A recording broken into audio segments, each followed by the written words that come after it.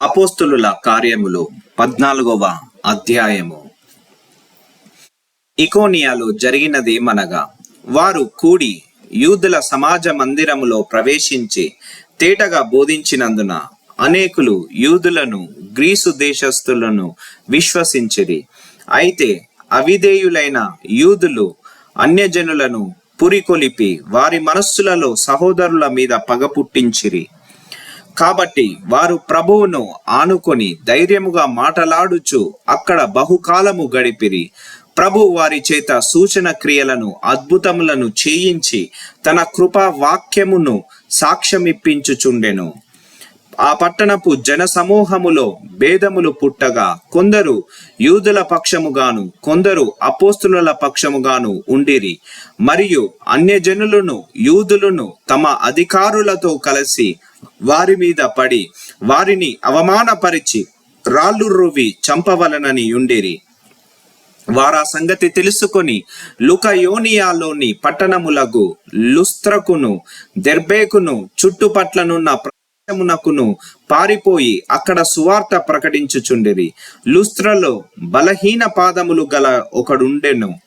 అతడు పుట్టినది మొదలుకొని కుంటివాడై ఎన్నడూను నడవలేక కూర్చుండి ఉండువాడు. అతడు పౌలు మాటలాడుట వినెను. పౌలు అతని వైపు తెరిచూచి స్వస్థత పొందుటకు అతనికి విశ్వాసముండెనని గ్రహించి, నీ పాదములు మోపి సరిగా నిలువమని బిగ్గరగా చెప్పినప్పుడు అతడు గంతులేసి నడువసాగెను.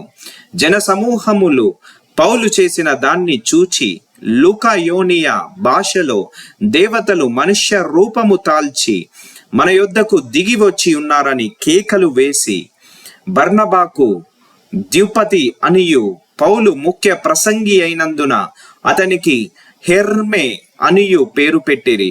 పట్టణమునకు ఎదురుగా ఉన్న ద్యుపతి యొక్క పూజారి ఎడ్లను పూదండలను ద్వారముల యొద్దకు తీసుకొని వచ్చి సమూహముతో కలిసి బలి అర్పింపవలనని ఉండెను.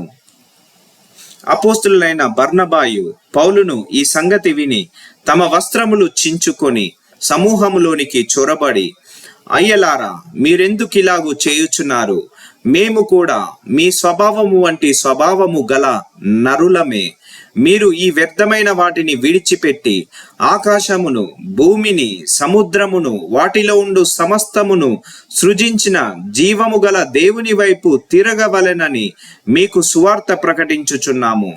ఆయన గతకాలము సమస్త జనులను తమ తమ మార్గముల యందు నడవనిచ్చెను. ఆయన ఆకాశము నుండి మీకు వర్షమును ఫలవంతములైన ఋతువులను దయచేయుచు ఆహారమును అనుగ్రహించుచు ఉల్లాసముతో మీ హృదయములను నింపుచు మేలు చేయుట చేత తన్ను గూర్చి సాక్ష్యము లేకుండా చేయలేదని బిగ్గరగా చెప్పిరి. వారి చెప్పి తమకు బలి అర్పింపకుండా సమూహములను ఆపుట బహు ప్రయాసమాయెను. అంతియొకయ నుండి ఇకోనియ నుండి యూదులు వచ్చి జన సమూహములను తమ పక్షముగా చేసుకొని పౌలు మీద రాళ్ళు రువ్వి అతడు చనిపోయేనని అనుకొని పట్టణము వెలుపలికి అతనిని ఈడ్చిరి. అయితే శిష్యులు అతని చుట్టూ నిలిచి ఉండగా అతడు లేచి పట్టణములో ప్రవేశించి మరునాడు బర్నబాతో కూడా దెర్బేకే బయలుదేరిపోయెను. వారు ఆ పట్టణములో సువార్త ప్రకటించి అనేకులను శిష్యులనుగా చేసిన తరువాత లుస్త్రకును ఇకోనియాకును అంతియొకయకును తిరిగి వచ్చి శిష్యులు మనస్సులను దృఢపరిచి విశ్వాసమందు నిలకడగా ఉండవలననియు అనేక శ్రమలను అనుభవించు మనము దేవుని రాజ్యములో ప్రవేశింపవలననియు వారిని హెచ్చరించిరి.